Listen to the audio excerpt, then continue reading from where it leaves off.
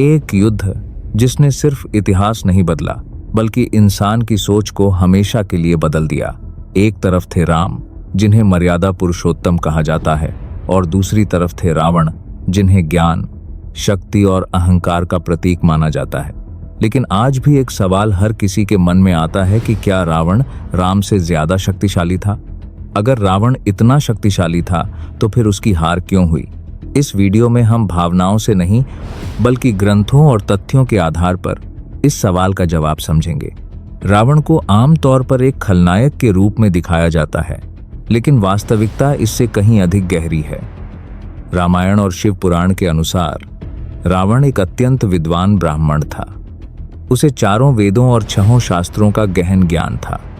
वह एक कुशल संगीतज्ञ, ज्योतिषी और आयुर्वेद का ज्ञाता भी था। उसकी सबसे बड़ी शक्ति उसकी कठोर तपस्या थी।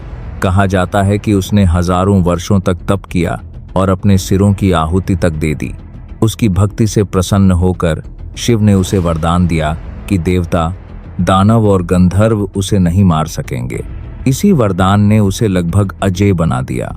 रावण ने अपनी शक्ति के बल पर स्वर्ग तक को जीत लिया था।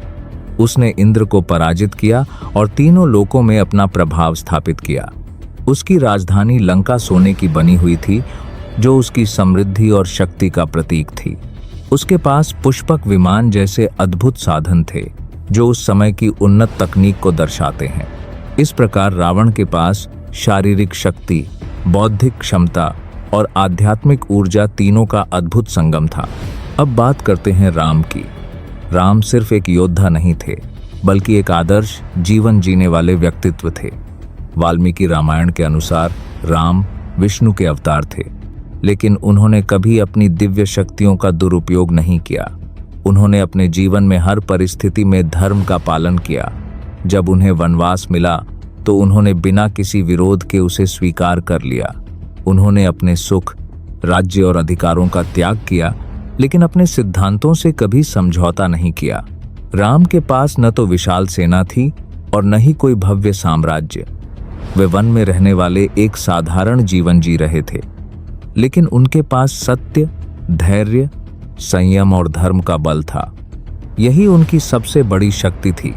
उन्होंने हमेशा सही का साथ दिया और कभी भी अधर्म का सहारा नहीं लिया।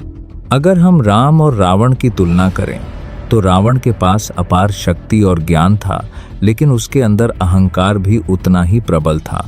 दूसरी ओर राम के पास संयम और विवेक था। रावण अपने ज्ञान और शक्ति पर गर्व करता था, जबकि राम अपने कर्तव्य और धर्म पर केंद्रित थे। रामचरितमानस में कहा गया है कि जब किसी का विनाश निकट होता है तो उसकी बुद्धि विपरीत हो जाती है। यही बात रावण के साथ हुई। रावण की हार के पीछे कई कारण थे।